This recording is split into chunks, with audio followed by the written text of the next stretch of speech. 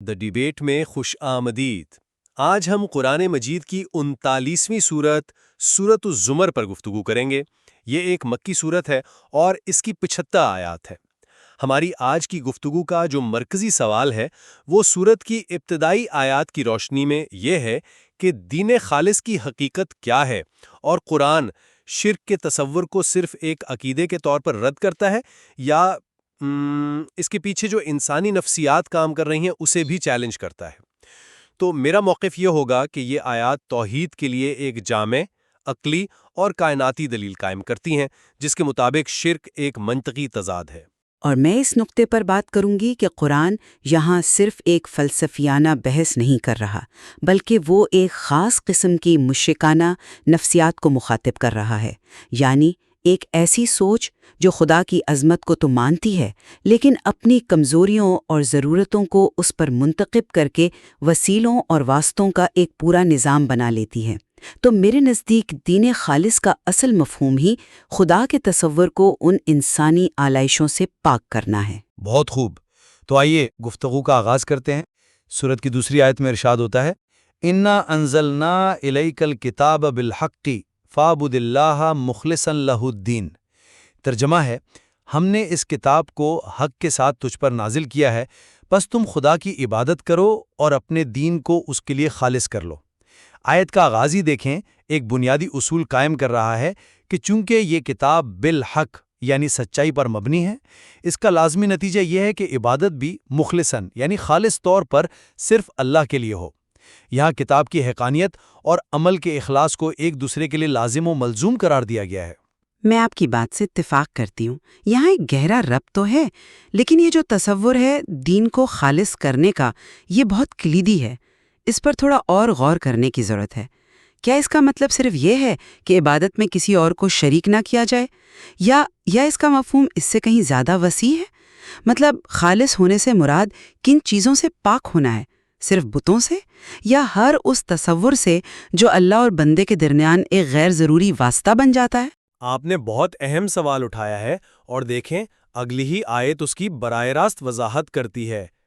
الا للہ الدین الخالص والذین اتخذوا من دونہ اولیاء ما نعبدہم الا لیقربونا الی اللہ زلفیٰ۔ ترجمہ، آگاہ رہو کہ دین خالص اللہ ہی کے لیے ہے، اور وہ لوگ کہ جنہوں نے خدا کے علاوہ اپنے اولیاء قرار دے لیے ہیں، وہ کہتے ہیں کہ ہم ان کی پرستش نہیں کرتے مگر صرف اس لیے کہ یہ ہمیں خدا سے نزدیک کر دیں۔ یہاں تفاسیر دین خالص کے دو ممکنہ معنی بیان کرتی ہیں۔ ایک تو یہ کہ اللہ صرف اسی دین کو قبول کرتا ہے جو شرک اور ریا سے پاک ہو، اور دوسرا یہ کہ خالص دین صرف اللہ ہی سے لینا چاہیے، انسانی افکار اور نظریات سے نہیں۔ آیت کا دوسرا حصہ مشرکین کے اس بنیادی مغالطے کو بے نقاب کرتا ہے۔ وہ ان ہستیوں کو براہ راست خالق نہیں مانتے تھے، بلکہ انہیں اللہ تک پہنچنے کا ایک ذریعہ سمجھتے تھے۔ جی، اور یہیں پر تو اصل نقطہ چھپا ہوا ہے۔ ان کا استدلال تھا لیقربونا الی اللہ زلفیٰ، یعنی تاکہ وہ ہمیں اللہ کے قریب کر دے۔ یہ خدا کا انکار نہیں، بلکہ خدا کے قرب کا ایک آپ کہہ لیں کہ گمراہ کن راستہ ہے۔ لیکن میرا سوال یہ ہے کہ قرآن جب اولیاء کی بات کرتا ہے تو کیا اس سے مراد صرف پتھر کے بے جان بت ہیں جیسا کہ عام طور پر سمجھا جاتا ہے، یا یہ ایک وسیع تر اصول بیان کر رہا ہے جو ہر اس تصور پر لاگو ہوتا ہے جہاں کسی مخلوق کو خدا تک پہنچنے کے لیے ایک لازمی وسیلہ سمجھا جائے؟ کیونکہ بہت سے مکاتب فکر تو نیک انسانوں اور اولیاء اللہ کے وسیلے کو جائز سمجھتے ہیں اور اسے عبادت بھی شمار نہیں کرتے۔ تو کیا یہ آیت ان تصورات کو بھی اسی زمرے میں رکھتی ہے؟ آپ کا نقطہ بہت اہم ہے، اور اس پر تفاسیر میں بحث بھی ہے۔ تاہم آیت کا جو سیاق و سباق ہے وہ اس معاملے میں بہت واضح ہے۔ قرآن ان کے عمل کو عبادت ہی کہہ رہا ہے، چاہے وہ خود اس کا اقرار نہ کریں۔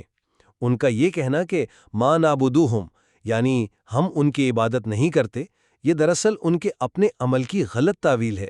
قرآن اس دعوے کو رد کرتا ہے اور ان کے عمل کی حقیقت کو واضح کرتا ہے۔ آیت کے آخر میں فرمایا گیا، ان اللہ لا یہدی من ہوا کاذب کفار۔ خدا اس شخص کو جو جھوٹا اور کفران کرنے والا ہے کبھی بھی ہدایت نہیں کرتا۔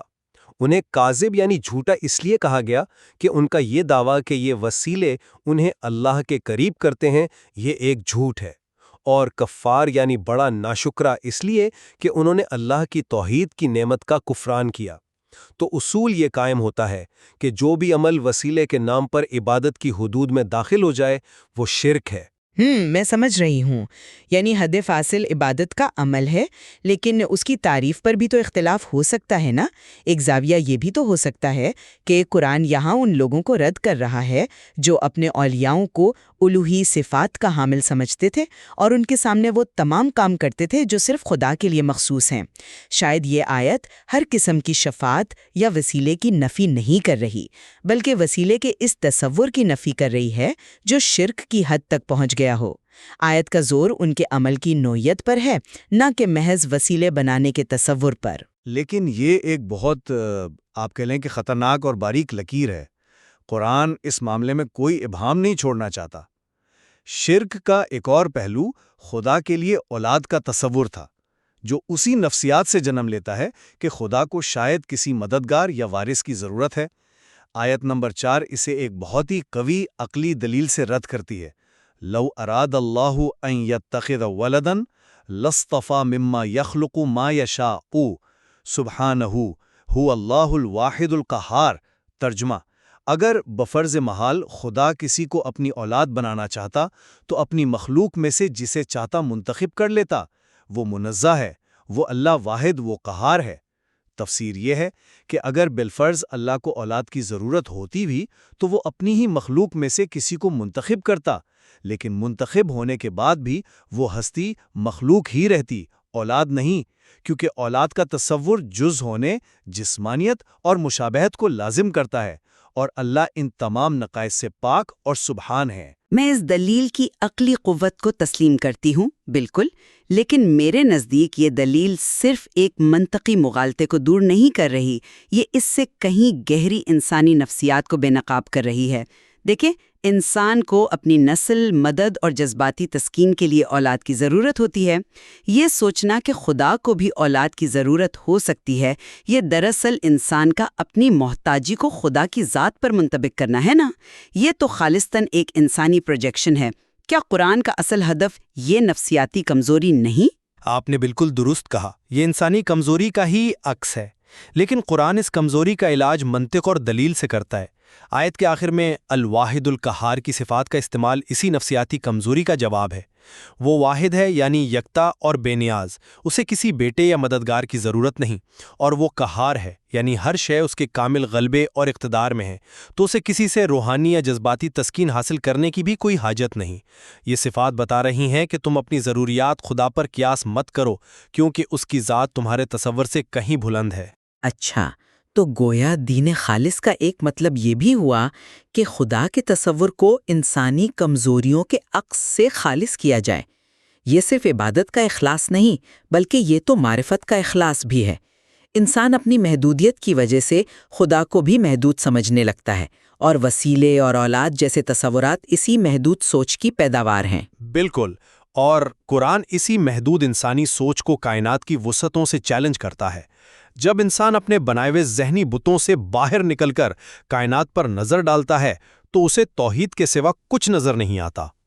اگلی آیت، آیت نمبر 5، اسی کائناتی دلیل کو پیش کرتی ہے۔ خلق السماوات والارض بالحق یکور اللیل علی النہار ویکور النہار علی اللیل۔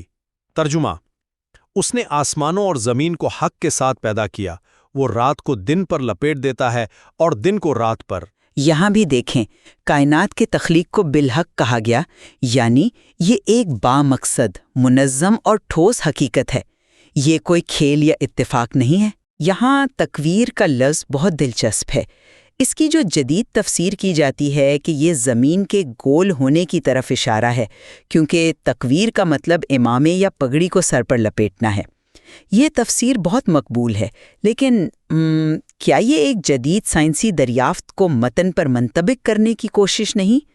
کیا قدیم مفسرین بھی اس سے یہی مراد لیتے تھے، یا وہ اسے محض دن اور رات کے ایک دوسرے کے پیچھے آنے کے ایک شاعرانہ اور طاقتور بیان کے طور پر دیکھتے تھے؟ میرا مطلب ہے، ہمیں محتاط رہنا چاہیے کہ ہم جدید سائنس کو متن پر مسلط نہ کریں۔ نہیں، آپ کا نقطہ بالکل درست ہے کہ ہمیں تفسیر بالرائے سے بچنا چاہیے، لیکن قرآن کے الفاظ میں کئی سطحوں پر معنی موجود ہوتے ہیں۔ یکور کا لفظ محض آنے جانے سے کہیں زیادہ گہرا ہے۔ یہ ایک تدریجی اور ہمہ گیر عمل کو ظاہر کرتا ہے، جس میں ایک چیز دوسرے کو مکمل طور پر ڈھانپ لیتی ہے، جیسے روشنی اور تاریکی کی پٹیاں زمین کے گرد لپٹتی ہیں۔ چاہے قدیم مفسرین اسے فلکیات کی زبان میں نہ سمجھتے ہوں، لیکن لفظ کا انتخاب خود اس نظام کی پیچیدگی اور نظم و ضبط پر دلالت کرتا ہے۔ آیت کا اصل مقصد کوئی سائنسی تفصیل بیان کرنا نہیں، بلکہ اس کامل نظام کے ذریعے اللہ کی وحدانیت اور قدرت کو ثابت کرنا ہے۔ ایک ایسا کامل نظام جہاں سورج اور چاند ایک لمحے کے لیے بھی اپنی مقررہ راہ سے نہیں ہٹتے، یہ اس بات کی دلیل ہے کہ اسے چلانے والی ہستی بھی ایک ہی ہے، جس کے ارادے میں کوئی دوسرا شریک نہیں۔ صحیح، میں اس بات سے متفق ہوں کہ اصل دلیل کائنات کا نظم ہے۔ تو گویا شرک کا رد صرف ایک نظریاتی حکم نہیں، بلکہ کائنات کی حقیقت سے متصادم ایک غیر فطری سوچ ہے۔ جب انسان کائنات کے نظام پر غور کرے گا تو وہ خود بخود اس نتیجے پر پہنچے گا کہ اس کا خالق اور مدبر ایک ہی ہو سکتا ہے۔ یہ تکویر کا لفظ، چاہے اس کی جو بھی تفسیر کی جائے، اس ہم آہنگی اور وحدت کی طرف بہترین اشارہ ہے۔ بالکل، اور یہ دلائل صرف بیرونی کائنات تک محدود نہیں، بلکہ خود انسان کی اپنی ذات اور اس کی تخلیق کے اندر بھی موجود ہیں۔ آیت نمبر 6 میں فرمایا گیا، خَلَقَكُم مِّن نَّفْسٍ وَاحِدَةٍ ثُمَّ جَعَلَ مِنْهَا زَوْجَهَا وَأَنزَلَ لَكُم مِّنَ الْأَنْعَامِ ثَمَانِيَةَ أَزْوَاجٍ يَخْلُقُكُم فِي بُطُونِ أُمَّهَاتِكُمْ خَلْقًا مِّن بَعْدِ خَلْقٍ فِي ظُلُمَاتٍ ثَلَاثٍ۔ ترجمہ، اس نے تمہیں ایک ہی نفس سے پیدا کیا ہے اور اس کی بیوی کو اسی سے پیدا کیا، اور تمہارے لیے 8 جوڑے چوپایوں میں سے نازل کیے۔ وہ تمہیں تمہاری ماؤں کے پیٹوں میں 3 تاریکیوں کے اندر ایک کے بعد دوسری خلقت عطا کرتا ہے۔ یہاں آپ دیکھیں کہ کئی دلائل ایک ساتھ جمع کر دیے گئے ہیں۔ تمام انسانوں کا ایک ہی اصل سے ہونا، پھر رحم مادر میں 3 تاریکیوں کے اندر انسان کی مرحلہ وار تخلیق، یہ سب اس کی وحدانیت اور قدرت کی نشانیاں ہیں۔ اس آیت میں بھی ایک لفظ مجھے متوجہ کرتا ہے، وہ ہے چوپایوں کے لیے نازل کیے یعنی انزلہ کی تعبیر۔ عموماً انزال کا لفظ آسمان سے اترنے والی چیزوں جیسے بارش یا وحی کے لیے استعمال ہوتا ہے۔ یہاں چوپایوں کے لیے جو زمین پر پیدا ہوتے ہیں، یہ لفظ کیوں استعمال ہوا؟ اگر مقصد صرف پیدا کرنا تھا تو خلقہ کا لفظ بھی استعمال ہو سکتا تھا۔ اس غیر معمولی لفظ کے انتخاب میں کیا حکمت پوشیدہ ہو سکتی ہے؟ یہ ایک بہت گہرا سوال ہے اور مفسرین نے اس پر مختلف آراء دی ہیں۔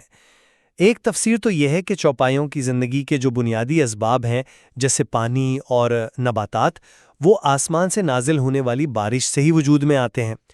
ایک اور لطیف نقطہ یہ ہے کہ ہر مخلوق کا اصل وجود اور اس کا منصوبہ عالم بالا میں اللہ کے علم اور خزانہ قدرت میں ہے، اور وہاں سے وہ اس مادی دنیا میں ظاہر ہوتی ہے۔ تو اس لحاظ سے ہر تخلیق ایک طرح کا نزول ہے۔ امیر المومنین امام علی علیہ السلام سے ایک روایت منقول ہے جس میں آپ نے فرمایا کہ ان کے نازل کرنے سے مراد ان کو خلق کرنا ہی ہے، جو اس بات کی طرف اشارہ ہے کہ تخلیق کا عمل ایک برتر مقام سے ہوتا ہے۔ یہ تعبیر اللہ کی خالقیت کی عظمت کو ظاہر کرتی ہے۔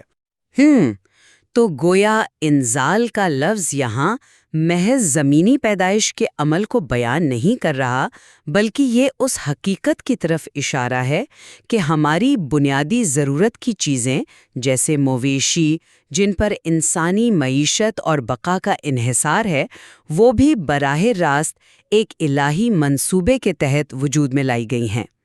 یہ لفظ ہمارے روزمرہ کے مشاہدے کو ایک بلندتر حقیقت سے جوڑتا ہے۔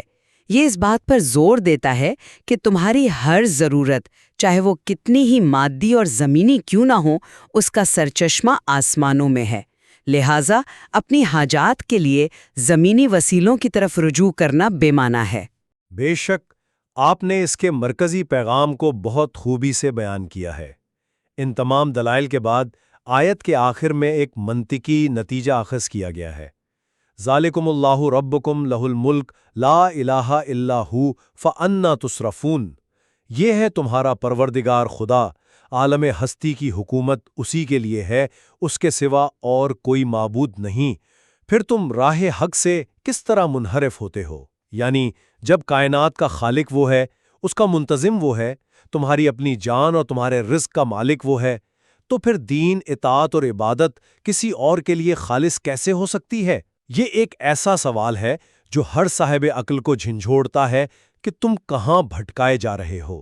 جی، اب میں دیکھ رہی ہوں کہ ان آیات میں شرک کا رد صرف ایک عقیدے کی نفی نہیں ہے، بلکہ یہ ایک مکمل زاویہ نگاہ کی تعمیر ہے۔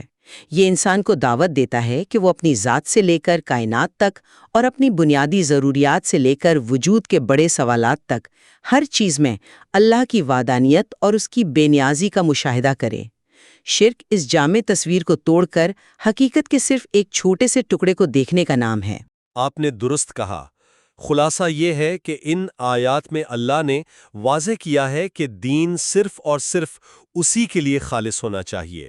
اس نے شرک کے تمام بہانوں کو جڑ سے اکھاڑ دیا ہے، چاہے وہ اللہ کے قریب جانے کے لیے وسیلے کا بہانہ ہو یا اللہ کے لیے اولاد کا تصور۔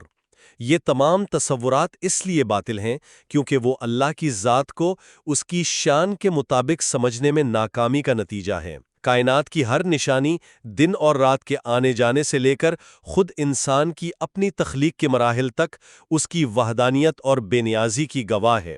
جیسا کہ اگلی آیت 7 میں فرمایا گیا، ہمارا شکر یا کفر صرف ہمیں ہی فائدہ یا نقصان پہنچاتا ہے، اللہ غنی اور بے نیاز ہے۔ تو اس ساری گفتگو سے جو بات واضح ہوتی ہے وہ یہ ہے کہ دین خالص صرف عبادات کو شرک سے پاک کرنے کا نام نہیں، بلکہ اس کا پہلا قدم خدا کے تصور کو ہر اس انسانی کمزوری اور محتاجی کے عکس سے پاک کرنا ہے جو ہم لاشعوری طور پر اس کی ذات پر منطبق کر دیتے ہیں۔ سچا ایمان، گہری معرفت اور کائنات میں پھیلی نشانیوں پر غور و فکر کا نتیجہ ہے۔ جب خدا کی عظمت کا صحیح ادراک ہو جائے تو دین خود بخود اس کے لیے خالص ہو جاتا ہے۔ ظاہر ہے کہ اس مواد میں ابھی مزید غور و فکر کی گنجائش باقی ہے اور ہر آیت اپنے اندر معنی کا ایک سمندر رکھتی ہے۔